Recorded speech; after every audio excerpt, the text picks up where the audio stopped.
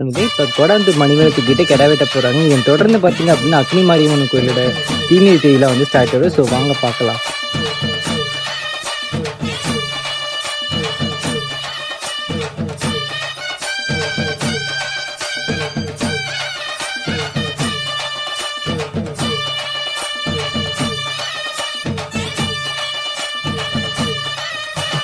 மாரியம்மா மாரியம்மா திரிசூலியம்மா நீலியம்மா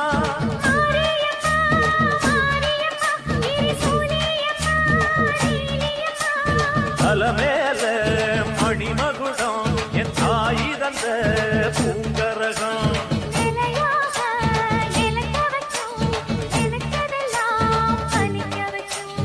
ஒன்ன நினைச்சபடி முன்ன ஜெயிக்கும்படி வேண்டும்